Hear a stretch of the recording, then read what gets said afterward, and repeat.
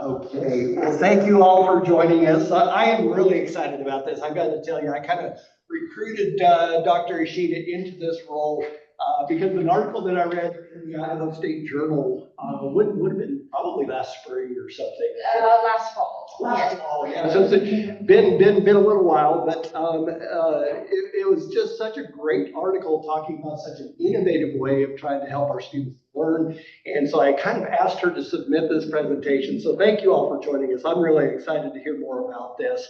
I am fortunate to introduce Dr. Farjana Eishita as an assistant professor at the Department of Computer Science at Idaho State. Currently, Farjana is associated with the Research of Intelligence, Games, and HCI Techniques Laboratory, where the research focus is analyzing the augmented virtual reality game experience and their impacts on diverse sectors such as health, education, training, and cybersecurity.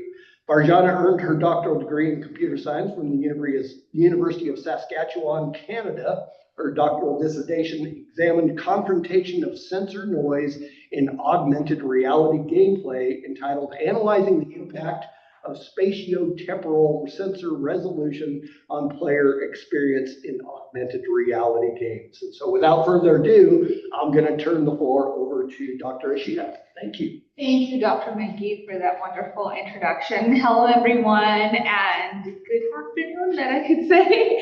And thank you for joining in today. My name is Farjana, and I'm an assistant professor at the Computer Science Department here at ISU. So let's begin. I know Dr. Menke has said already a little bit about me. So yeah, I'm working here at ISU since 2021. So it's been a little over 4 years, and it's been a wonderful journey. I completed my PhD in computer science from the University of Saskatchewan, and I love reading books, music, and a little bit of martial arts as well. Okay, so from there, before we head towards our topic of today's discussion, let me explain some of the keywords that I will be using frequently throughout the presentation, and I'll be more than happy to take any clarification questions that you may have. So first of all, let's talk about the keyword serious games. We all are familiar with digital games or video games that we mentioned. So initially, or as an initial purpose, these digital or video games are designed for entertainment purpose. So their sole goal is to get entertainment and enjoy your leisure activity. When we talk about serious game, we can represent that as a subset of those digital games. But beside having that enjoyment, we also look towards another goal that could be a learning, training, treatment even. So we have a serious goal beside that pure entertainment that this digital games offers, and we mention them as the serious games. So as I was saying, that the serious games can be designed for particularly health sectors, screening, treatments to some extent, and then education, and that's where we will go towards in a bit. And of course, it could come as an awareness tool throughout, as well as training in different sectors such as military, medical, and many others, if you can tell. Okay, so there we go.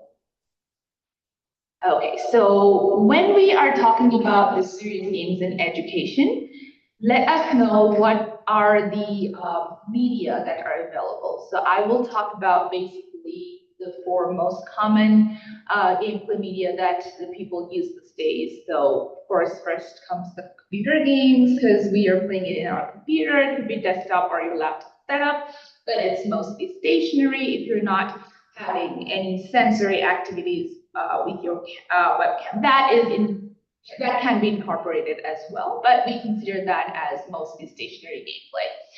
After that, I think these days, maybe it's even more popular than the computer game one, is our handheld devices that we have listed. It could be your tablet or phones that we carry every day. So it's very accessible and playable. There are simple games, and that is widely popular throughout the different generations. And then comes the PlayStation. So we have the controller and we play, we need a monitor and we play. It could be stationary, but at the same time, it could be very non-stationary and games that include movement, physical movement. And finally, that we will talk about today is augmented reality or virtual reality headset that is very popular these days because of its immersive technology. Let me real quick tell the difference between the augmented reality and virtual reality environment. So the augmented reality is the one and it needs a camera view, so you can see your real world surroundings, and there would be some digital avatars or characters rendering on top of your camera view. So it's a combination of your real world scenario and digital artifacts.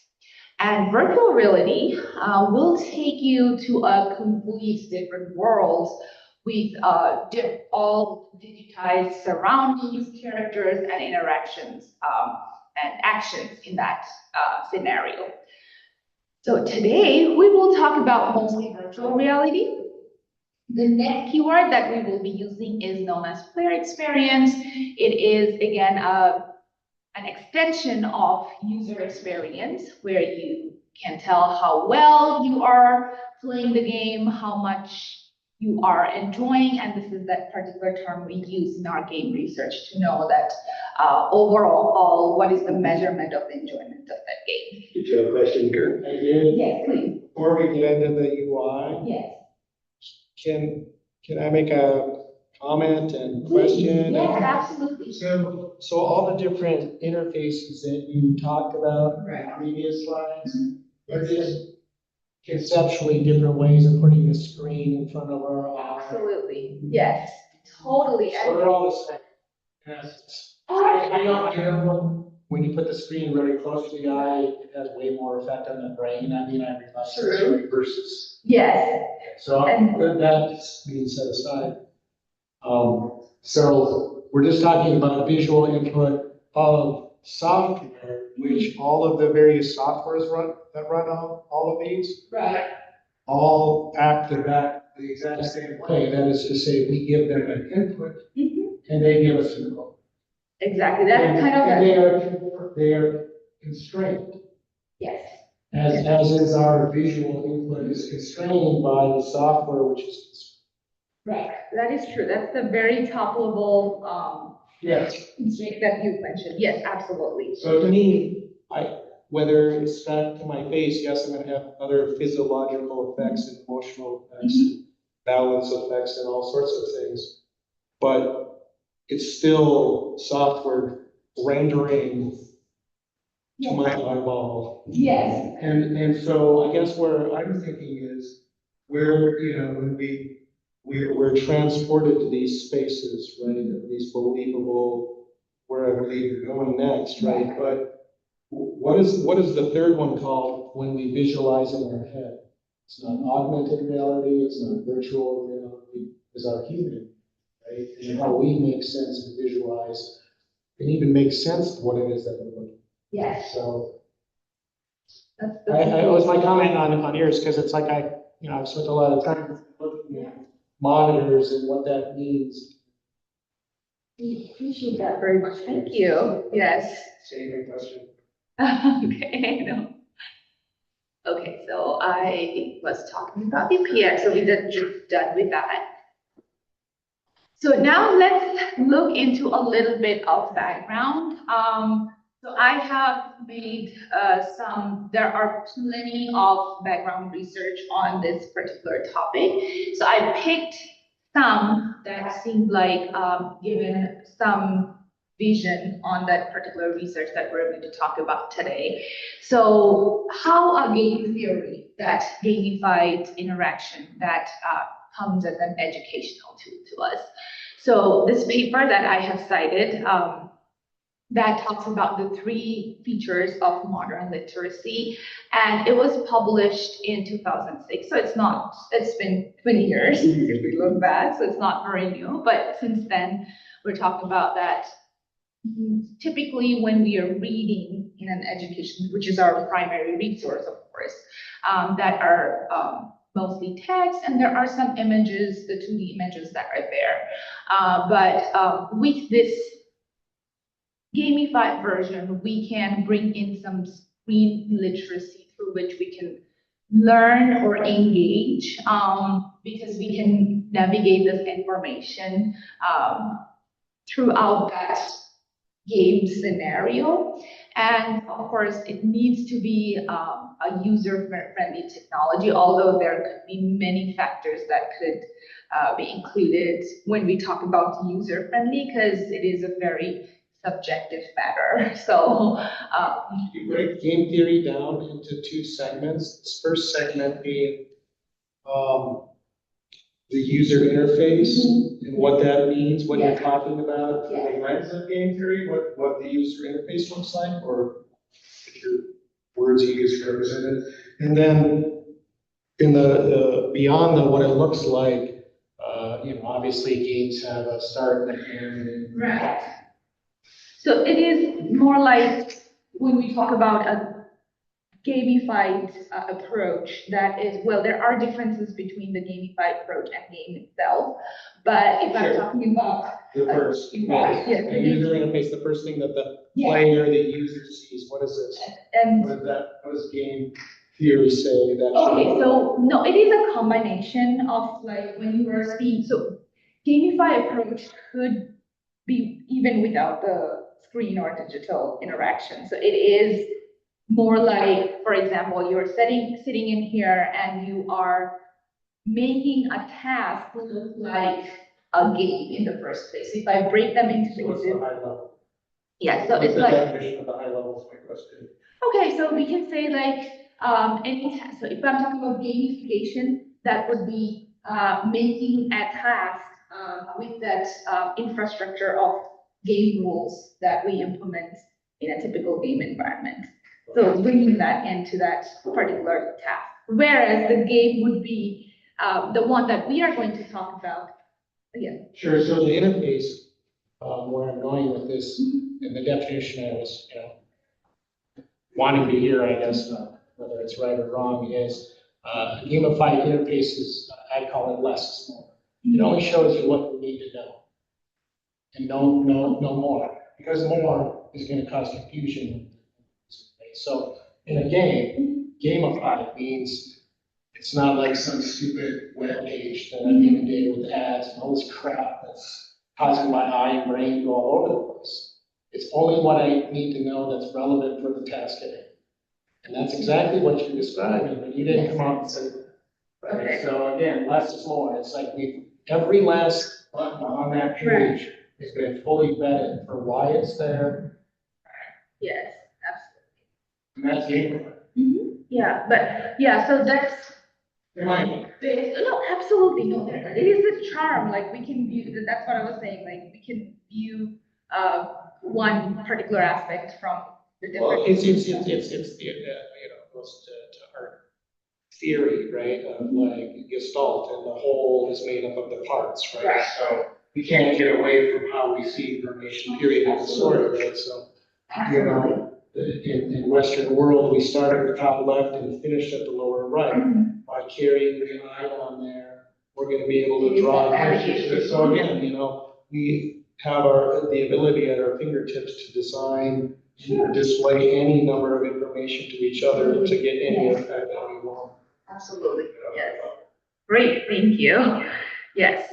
Okay. So moving on to the next one, exploring the background a little bit. That when we talk about like exploring this trend of virtual reality in particular educational level.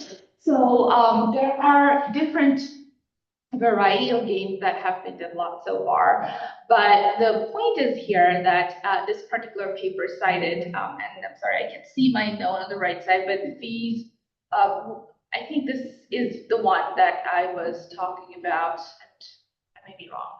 But yeah, they have pretty good citations. And the one that I found that had more than 800, almost 900 citations over, and they are reviewing and they're saying like, for example, 32% of the applications that they have reviewed, and this paper was published on 2020, so it's not that old. So they have pretty much covered games that were developed by then. But I'm sure like 6 years is a long time to even develop more.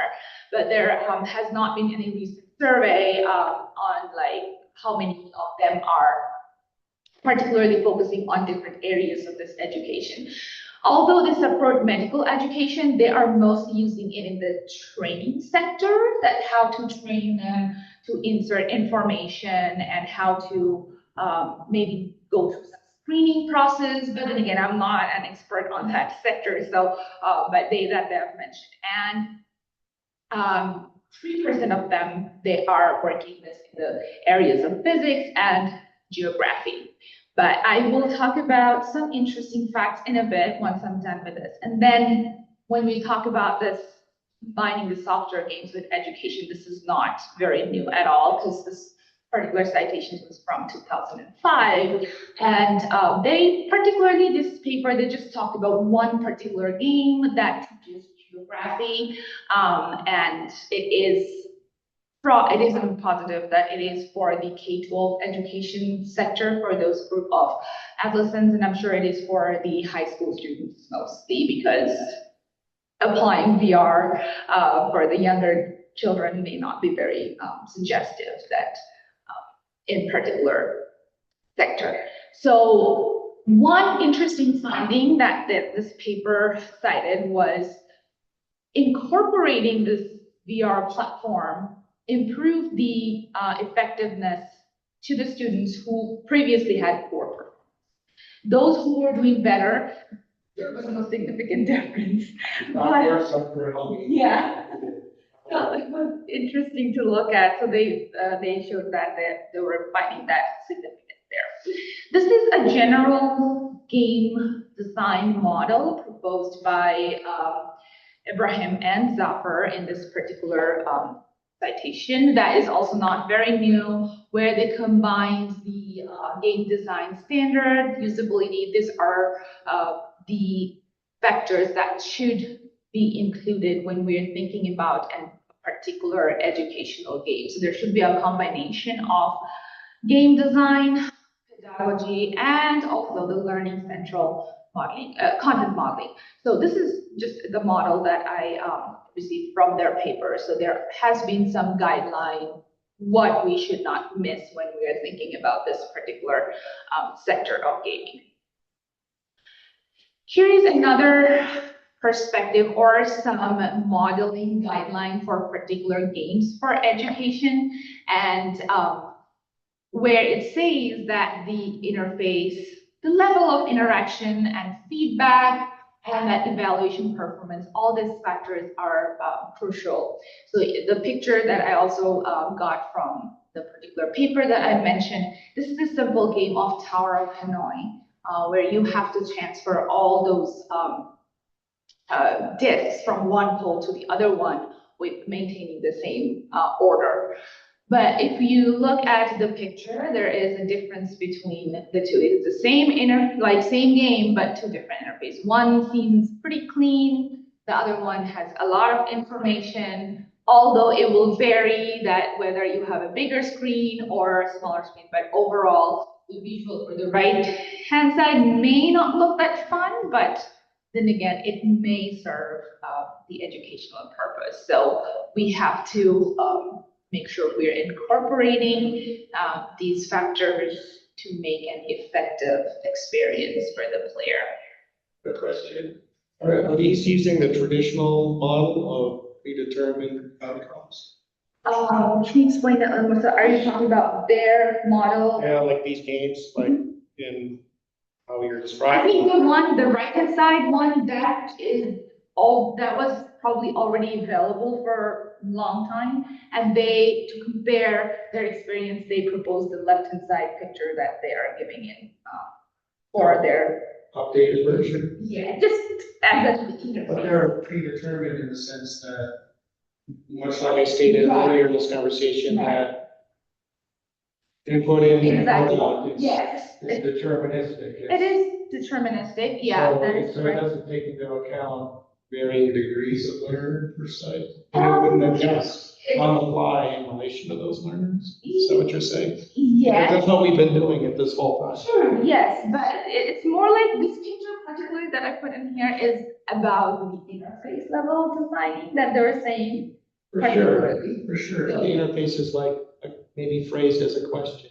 How many poles do you see in this image? That's the question. It's posed as the 3 poles there. And then it's up to the user then to decide how many poles are there to answer, right? Yes, So what does true. it matter? Is So- it predetermined or not? It's just like maybe It what is. mine absolutely, for here, what I'm understanding is it's just a visual experience that you might have. Yeah, so, My point is like up until recently, mhm. all software is predetermined. So at what point do we make the break from predetermined to Okay. predictive? And that's kind of where Okay. I'm going with this, right? Because all well and good to design something that will capture most users Right. where we want them. But we're always going to have outliers that are not going to get caught. And without the ability for us to code within a predetermined state, all these variations on possibilities to catch them all. Mhm. Complexity of this race is happening. So again, we have to change our thinking, I believe, from predetermined outcomes to conversational Yes. outcomes. So- In my opinion. Sure, yeah, I think that would be something that's maybe on the research table, particularly for the software designers, and it's a very good one to actually. There's that artist. Okay. So now let's come to talk about the VR in literature learning, and if we be more precise, particularly for the post-secondary educational level. So when we talk that VR, of course, offers more immersion because you can have a 360-degree rotation, which will give the feeling of immersion and engagement, considering that we are completely in a different world, and it can provide empathy throughout the character designing and the game actions inside. And well, of course, if a visual comes in front of us as a 3D design and model, that could be more understandable, engaging, and if it really depends on like which platform it is. So accessibility, we can expect that it will be more understandable, but yeah, the accessibility is still a question. Yeah. Do you limit role? Role for like Role?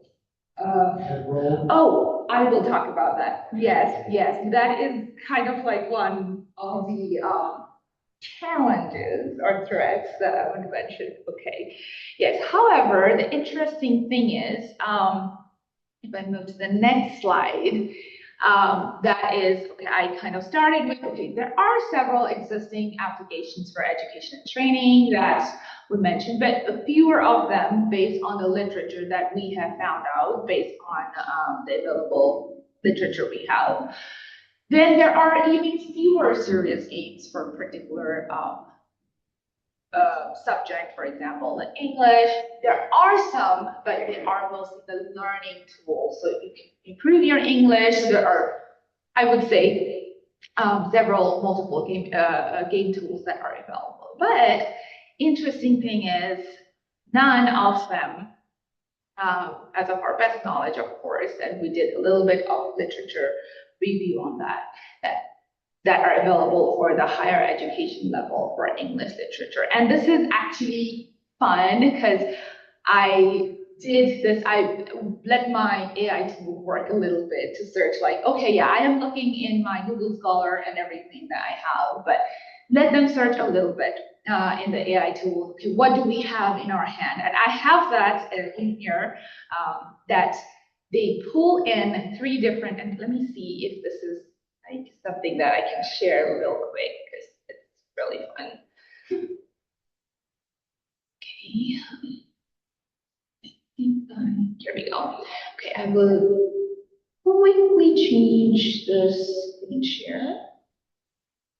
I can share this. So this is my AI tool view that I did. So I just let it search that, okay, find some literature that are there for undergraduate level, and they found some. And the first one that comes out is ours. So they find it, and it says like, okay, it's not commercially available, so it's still in the depth. So whatever information that are there in our website news, and they have some other information, but these are mostly for the K-12 classroom and some other aspects that are there. So there are some creative tools and frameworks, but then again, particularly the English literature that we know is the one that we are working on. So I will jump into my slide again. Oh.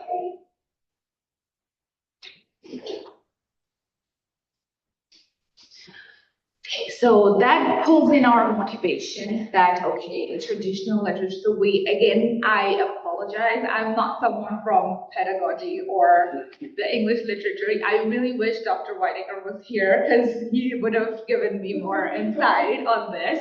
But, yeah, so yes, but yeah, so I apologize on that. But yeah, so this is what we had a discussion with Dr. Whitaker when we started to think about it, like, okay, it may, like, it's reading mostly, and he particularly wanted us to create or represent this virtual interactive environment where he can demonstrate that particular topic that they are teaching inside the classroom. So it started with a complete different application because he wanted to show his students some of the national parks that are located in Utah, and that's where we start talking, and I'm like, okay, can we do something like this if you think that could be effective?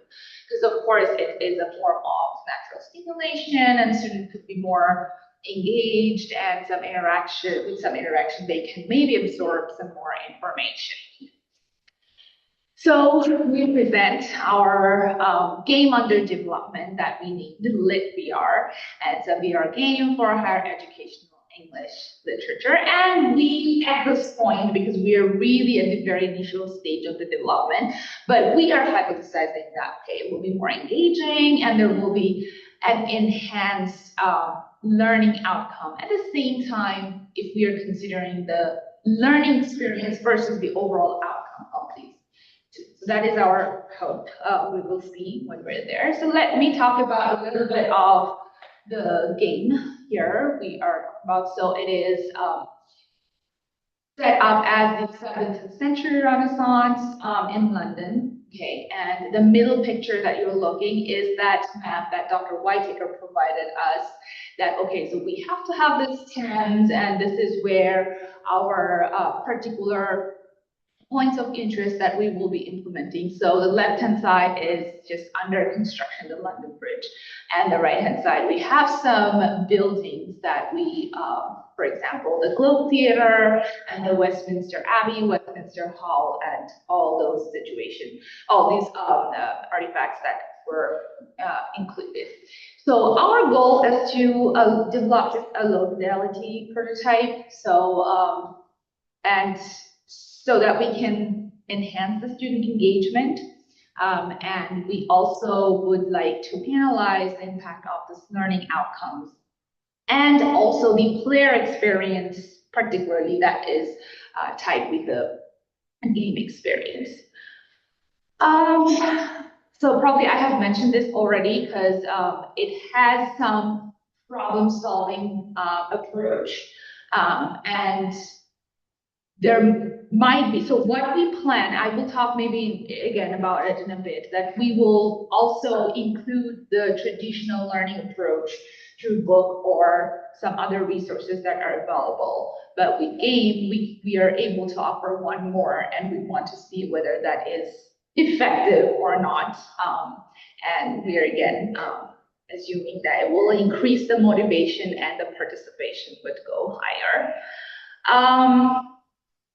Our game, so it will also track the choices of their making in the game. Although I would say for most of the game, it is a linear approach. So you have to solve one puzzle to get to the next level, and then you will be given some challenges. I will show that in a bit. But there will be some choices to make the play a little more interesting, so that they can choose a different path they want. But it might happen that they have to come back to that point A to make some changes. We are not sure yet, so we're working on that. So we will be measuring the effect, enjoyment, and curiosity. How, I will tell that in a bit, and that is how we're going to. So this is some use. Oops, I think this went a little higher. Sorry about that. Yeah, I don't want that. Okay, that looks.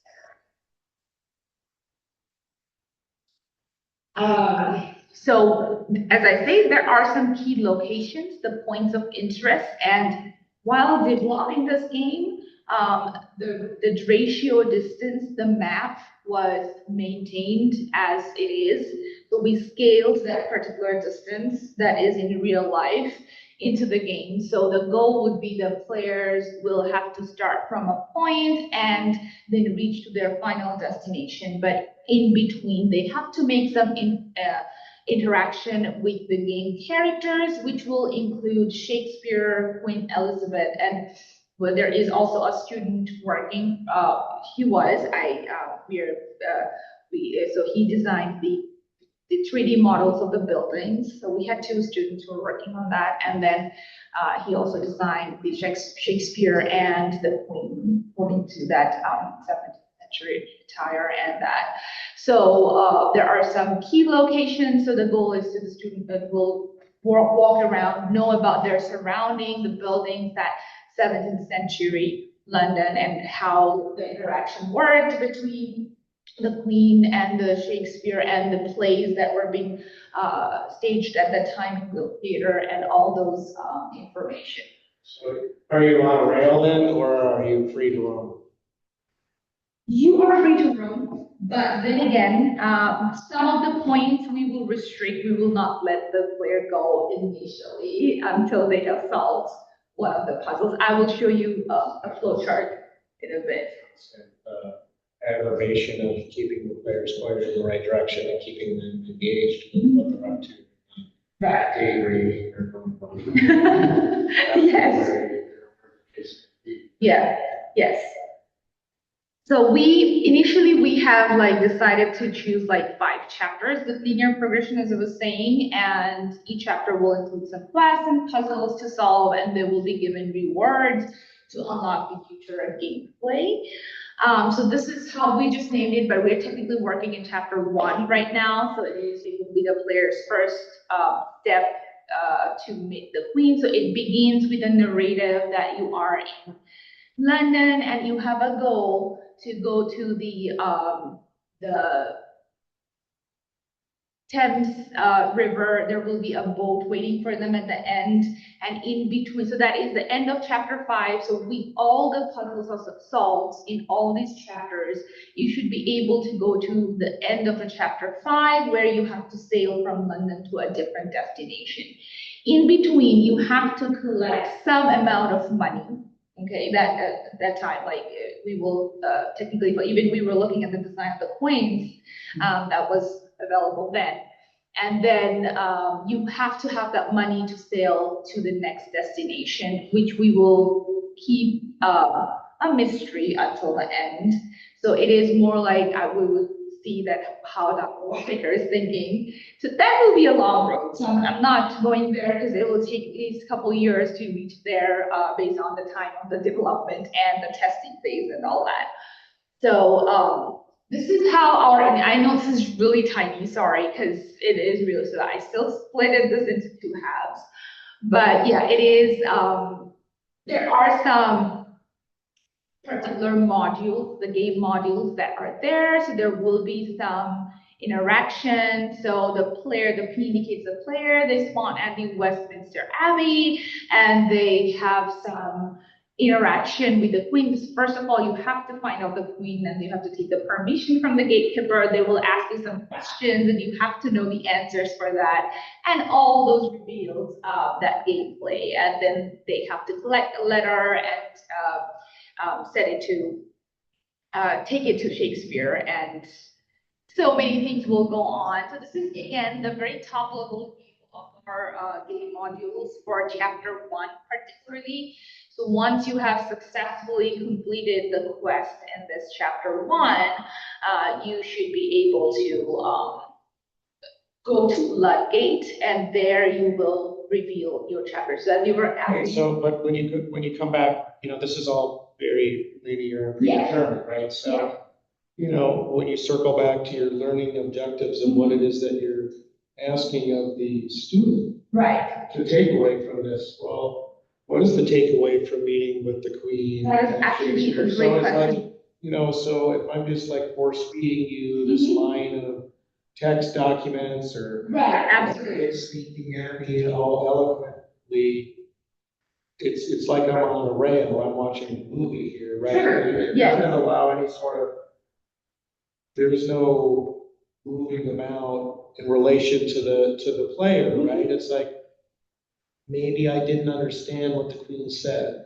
Okay. And I want her to go a little deeper on maybe a topic she had mentioned. Right. To explain that more for me. And again, this kind of, I understand how we're grounded in linear, but at some point, thinking is not always linear in our mind. Yes. And by asking the player to be a creative problem solver with us, to not, I don't want the player to read your mind. I want to engage your mind on topics that you've breadcrumbs deep laid out. Right. But I want to solve this myself. Yes, Right? absolutely. You're keeping me constrained as the designer.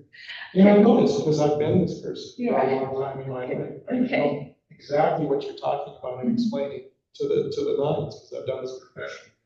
Great. Okay. The Goldilocks. How do you get a player to show up at a screen? Any kind of player, whether you're trying to teach them to learn or have a good time, to keep them in this constant state of perfect. Right. Not too hard, not too easy. Oh, that's a It's this constant, but it's the Goldilocks syndrome. right. And then it comes to an end. I ran out of time. I need to put another quarter in and keep playing, right? That engagement. Right. And this is well beaten. Right, that we covered as human beings. Yeah, that is actually So how do we break from predeterminism? and More research as well, how are you gonna not predetermine our outcomes in the wildest flexibility? yes, actually a great. Because we can't like code it all in there. Sure. You can't be like, make it too hard, make it too easy, Like when you're behind in a racing game, you get slingshots if you're behind. You get pulled up. Right. Without your, to get you back up into competition again. True, yes.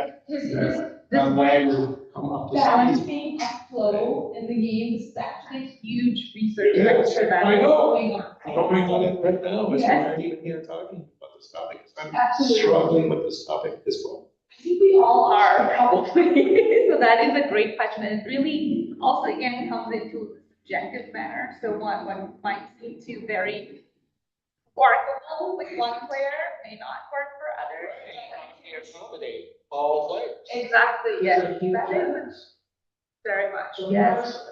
Yes, very much so. Yes, thank you for bringing that in. Yeah, sorry. So, okay, so yeah, we are implementing this using Unreal Engine, and we are, as I was saying, like we are working on our custom built points of interest, and we are using some open sources that assets that are available. For example, the non-protagonist characters that was there. So those are some population. They don't look like very real in this particular stationary image, but they're moving around, and we wanted to just show. But you see that it's pretty empty here. I think I had another picture before that I showed where we implemented a little bit of the right-hand side picture that where we put that particular kind of road area, but we are yet to put some more other buildings and some trees, and my students. Gotta build them all. Yes, so it is going on, and it's just saying, so it will probably take. I often gave grief to those in the movie industry. They can show up to the Grand Canyon. Yeah.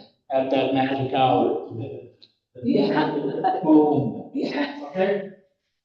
You and I attest to building the Grand Canyon, have that magic hour. We have to build every rock, everything, every sky, every blah, blah, blah, blah, blah. And it is a massive undertaking. Right, that is, right, yes, and to be honest, yeah, it is really time consuming for the designer to build, and now we had to let go our graphic designer for a while because we're short of funds, so that's a challenge, but yeah, we will try to bring them back soon.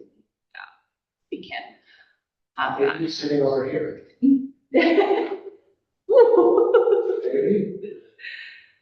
Okay, so yeah, so now, okay, so also we are building it as a first-person view hub-based exploration, and we have this VR set treadmill in our lab where they can walk. But it's not the bed, but they can walk, and instead of just moving their controller, they can walk, which can be a little engaging. So we are looking forward to it. But yeah, once at least we are done with chapter 1, which we're hoping to get it done by sometime in the middle of this year, possibly. But yeah, we will go through some play testing, which will include the think aloud sessions, and we have not submitted yet for the approval for the controlled experiments with human subject to IRB, but we will do that soon as we have a prototype in our hand to work with. So our goal is to recruit the literature students particularly and just do some testing with the control group and to see actually how things are looking. And then Dr. Whitaker is out in sabbatical, so he's not coming back until fall. So we're hoping we can run something in fall and positive. So we'll see. Maybe reach him in the summer, maybe. Okay, would he be back? Okay, yeah, I can send him. Sabbatical's over at the end of the semester. Oh, okay, then probably he'll be back in Random, like, semester on summer break. Okay, all right. Harass my dog. Dr. House is a beast for you. Right. So here are some just their experience matrices that we plan. We will not certainly apply all of them, but these are our shortlisted survey inventory tools that are available in market, and we technically use them to understand the player experience. So of course, this is a serious game, and we have an ultimate goal of learning experience and learning outcome, but we would also like to know as a game itself how well it is. So each of these matrices, they have some vectors that they look into. For example, the game experience questionnaire looks at the engagement, and it also has the positive and negative experience scale, but the PANAS is particularly dedicated questionnaire tool to understand how positive they're feeling during the gameplay. And also there is intrinsic motivational inventory that logs your enjoyment, tension, and pressure during the play, and also how effort you're putting. Yes, of course, there are some overlaps in there. Sometimes we like it because we want to see it from different questionnaires' view. And then the PXI bench, that is one of the latest tools that is there, which figures out the player's functional and psychosocial engagement. So the functional ones bring in like, okay, how appealing it was, the audio-visual effect, like too loud or not, like very distracting, and all those. You're sampling this data from sensors on their head and their facial monitor. That is, hands and all these good things. it's actually, yeah, so we have this EEG device that, but then again, it would be challenging because they will be already wearing the head mounted, right? So maybe tracking some like data. So yeah, so we will also do some back-end data logging, for example, their score or their track like the tracking. So if we are, it's I know it's linear so far, but if we are providing multiple paths to navigate through the gameplay, we want to see, or maybe how long they have taken to solve this particular puzzle based on their knowledge that they have been able to achieve through the game. All those information. We also would like to track, maybe with some watch their heart rate or their movement and all that. So that's our goal to do this measurement. More data, the better. Data's everything. Absolutely, yes. Totally. I agree, 100%. Yes. So yeah, so this is our expected outcome. That hypothesis that was hypothesized at the beginning. And given that there has been very minimal work in this particular field, it can be a foundation for fear-based pedagogy. So here comes the thread. So I think you were mentioning about the role and it. So it is proven so far because we are working on some other VR games that many of the players are getting the motion sickness where they're playing. So for one of our other project, we had to particularly change the trees, the design of the trees. The leaves were moving so frequently, so they started feeling dizzy. Yeah, so they kind of like, we had to change the design of the tree, and it is. Another way of looking at it is the screen effect, right? The screen door, the screen and the window effect. It totally like exactly, yes. Buzzes out your focus and has your brain up. Yeah, so that is one of our threats, and we are assuming that inclusion of the player's physical movement rather than just changing it with the controller may give some, solution towards that and compensation, of course. But yeah, we're yet to check into that. Of course, the other challenge that comes in is the gameplay addiction. It is again a great, biggest challenge that how to balance. And I would love to know if you have anything. Yeah, if you build it, they will come. Right. Yes. If you don't build it, they won't. Okay. Okay. Yes. So that is one thing. And yeah, also this particular citation that I made that they were talking about, can VR be a disruptive technology? Well, it is effective maybe because they probably did this literature based on the adolescents, so they will pick up some sort of disruptive behavior under the play. But then again, yes, of course, our particular game is not that is not something that is a lot of no violence or something. Hey, all software we still know it to this point, other than AI software, right, which is a different type of software. Right. Up until this point is all predetermined, right? Yeah. So if the coder wrote it in, and if the designer wanted it, Yeah.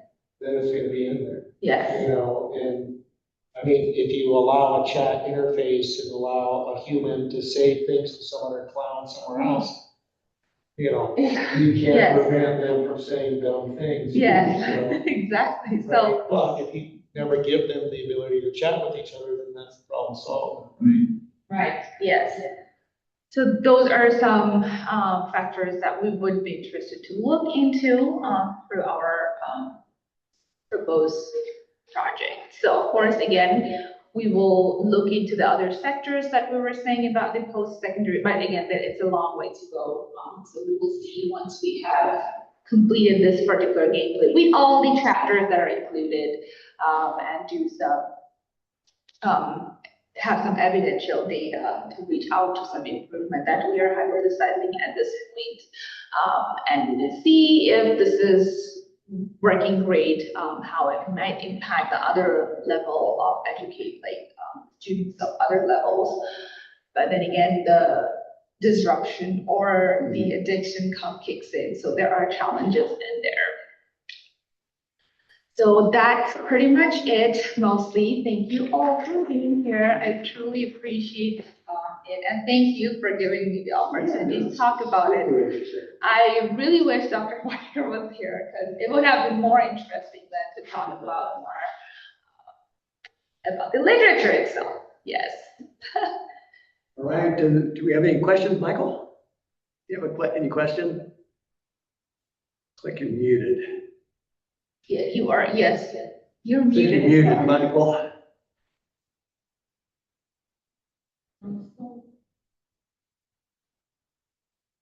Michael, we can't hear you. You're muted.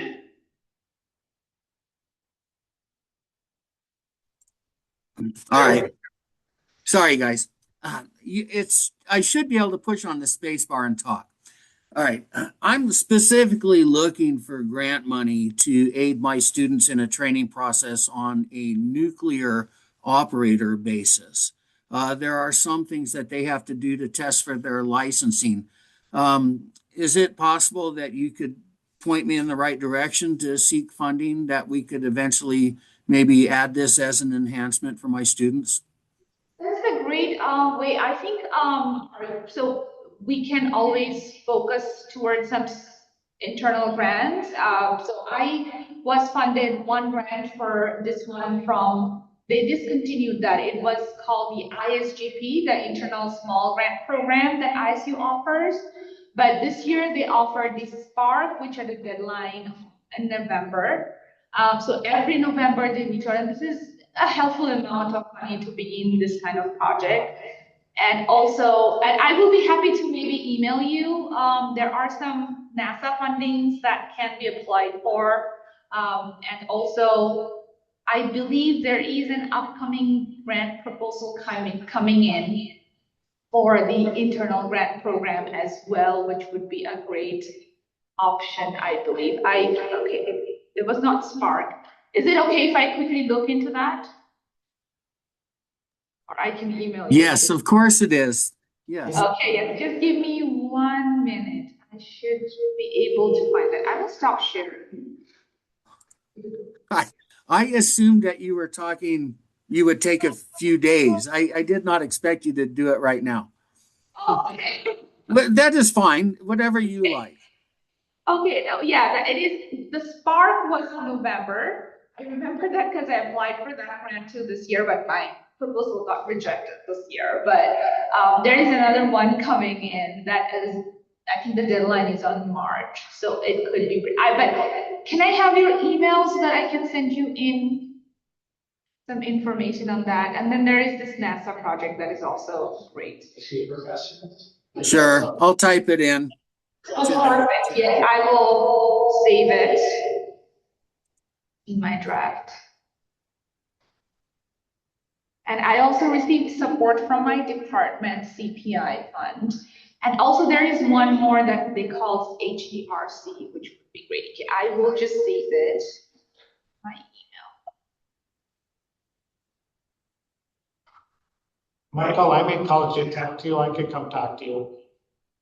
Not about grants, but about what you're looking for.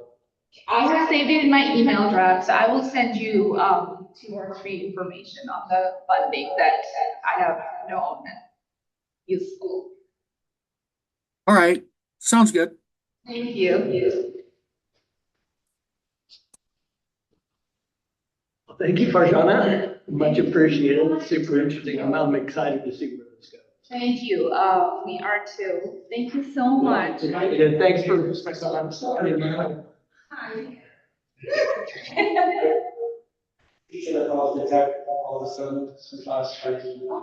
Great. Well, thank you so much. I really loved your input, and those are great areas to talk about.